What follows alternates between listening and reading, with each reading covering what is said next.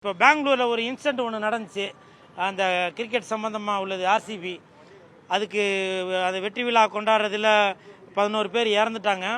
அப்போது அந்த தள்ளுமுள்ளு நடந்ததில் 11 பேர் இறந்துட்டாங்க. அதுக்கு நீங்கள் யாரை அரெஸ்ட் பண்ணணும்? விராட் கோலியை அரெஸ்ட் பண்ணணும். ஆனால் சினிமாக்காரனாக்கா உங்களுக்கு இழிச்சவாயன். புஷ்பா 2 அப்போது தேட்டரில் தள்ளுமுள்ளு நடந்து ஒரு பெண் இறந்தப்போ அதுக்கு நீங்கள் இப்போ அந்த புஷ்பா படத்தோட ஹீரோ பேர் என்னப்பா? அல்லு அர்ஜுன். அவரை நீங்கள் அரெஸ்ட் பண்ணுவீங்க. அதுக்கு ஒரு நியாயம் இருக்குது. ஆனால் ஒருத்தர் இறந்ததுக்கே நீங்கள் அல்லு அர்ஜுனை அரெஸ்ட் பண்ணும்போது 11 பேர் இறந்துருக்காங்க பெங்களூரில். அப்போ அந்த ஆர்சிபியோட தலைவர் விராட் கோலியை நீங்கள் ஏன் அரெஸ்ட் பண்ணலை?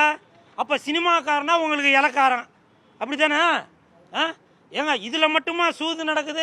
கிரிக்கெட்டத்துலேயும் கிரிக்கெட் மேட்ச்லேயும் சூதாட்டம் நடக்குதுல்ல?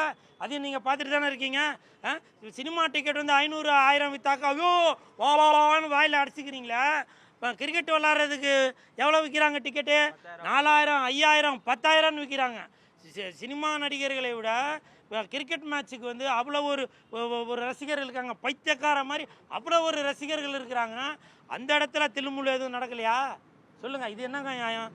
சினிமாக்காரங்கன்னா ஒரு நியாயம், ஆனால் மற்ற கிரிக்கெட் சம்மந்தமாகவோ இல்லை அரசியல் சம்மந்தமாகவோ அந்த மாதிரி எதனா ஒரு நிகழ்ச்சி நடந்தாக்க அதுக்கு ஒன்றும் பிரச்சனை இல்லையா? சொல்லுங்கள். அப்போ சினிமாக்காரங்கன்னா உங்களுக்கு இலக்காரம், அதான அர்த்தம்? அதனால் இப்போ தமிழக அரசு மட்டுமல்ல, பிரதமர் மோடி அவர்களே உங்களிடம் ஒரு சின்ன வேண்டுகோள், சினிமாக்காரங்களுக்கு மட்டும் இலக்காரமாக பார்க்காதீங்க, சரிங்களா? ஒரு உயிர் இறந்ததுக்கு நீங்கள் அல்லு அர்ஜுனை வீடு புகுந்து கல்லெல்லாம் தூக்கி அடித்து இல்லாத கலாட்டாலாம் நடந்துச்சு. ஆனால் விராட் கோலி தானேப்பா? விராட் கோலி அவர் இப்போ கோடிக்கணக்கில் வாங்கியிருப்பார்ல, அவருக்கு ரசிகர்களாக இருக்காங்களே, அவங்க வீட்டு மேலே எதுவும் கல் அடிச்சிங்களா? அவர் மேலே எதுவும் இது பண்ணீங்களா? ஏங்க யாராவது ஒருத்தர் இருக்கட்டுங்க, ஆக பார்த்தா அவர் கிரிக்கெட்டில் உள்ளவர் தான். யார் அவர்? டீம் பிளேயர் தானேங்க அவர். அதுக்கு அவர் தானங்க சம்மந்தம். பார்த்தீங்களா? இந்த மாதிரி மட்டும் சினிமாக்காரங்களை மட்டும் நோண்டி கேட்பீங்க. இதே ஒரு அரசியல்வாதியோ இல்லை ஒரு அந்த கிரிக்கெட் பிளேயர் அவரே நோண்டி எதுவும் கேட்பீங்களா? சொல்லுங்கள். சினிமாக்காரனா உங்களை இலக்காரமாக தானே போச்சு. கைது என்னைக்கு போராட்டம் பண்ணலான்னு இருக்கீங்க? ஏன் முதல்ல அவரை கைது பண்ணுங்க, விராட் கோலியை கைது பண்ணுங்க, புரியுதுங்களா? யாருங்க அந்த டீமுக்கு இப்போ டீம் கேப்டன் யார் அவருக்கு? அஜித் பட்டிதார். அவரை நீங்கள் அரெஸ்ட் பண்ணுங்க, புரியுதுங்களா? அதை விட்டுட்டு நீங்கள் கூட்டம் அதிகமாக சேர்ந்துருச்சு, காவல்துறை சரியான இது இல்லை, அந்த அந்த அந்த கிரிக்கெட் மேட்ச் ஆடுற அந்த கிரவுண்டே தூக்க போகிறோம் அப்படின்னு சொல்லிட்டு அது மட்டும் நியாயமா? இது என்னங்க நியாயம்? அதாவது அந்த அந்த கிரவுண்டை தூக்கிட்டாக்க சரியாயிருமா? அது இப்படி ஆட்டோ கண்ணாடியை திருப்பி வச்சா ஆட்டோ சரியாக ஓடிடுமா? என்னங்க நியாயம் இது? இதை அந்த கிரிக்கெட் மேட்சோட வாரியத்தோட தலைவர்கள் இதை நல்லா யோசிச்சு பாருங்க, புரியுதுங்களா? சினிமாக்காரங்களுக்கு ஒரு நியாயம், கிரிக்கெட் மேட்ச் ஆடுறவங்களுக்கு ஒரு நியாயம் வைக்காதீங்க. நான் வன்மையாக கண்டிக்கிறேன். ஏங்க நான் தீ குளிப்பேங்க. 11 பேர் இறந்துருக்காங்க, நான் தீ குளிப்பேன், புரியுதா?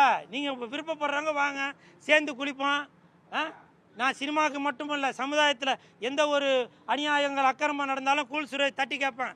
காரணம் சிஎஸ்கே கட்சினா சும்மா இல்லைங்க.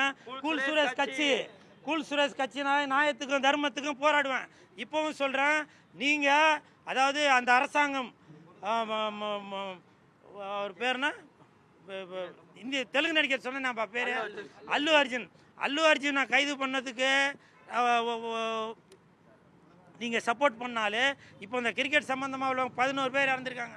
ஒரு உயிர் மட்டும்தான், உயிர், மற்றதெல்லாம் என்னது? சொல்லுங்கள், நியாயமா அது? 11 பேர் இறந்துருக்காங்க. இதை நான் வன்மையாக கண்டிக்கிறேன். அதுவும் இல்லாமல் சென்னை சிட்டி கேங்ஸ்டர், அந்த கேங்ஸ்டரை பார்த்துட்டு மீதியை சொல்கிறேன். I love you all.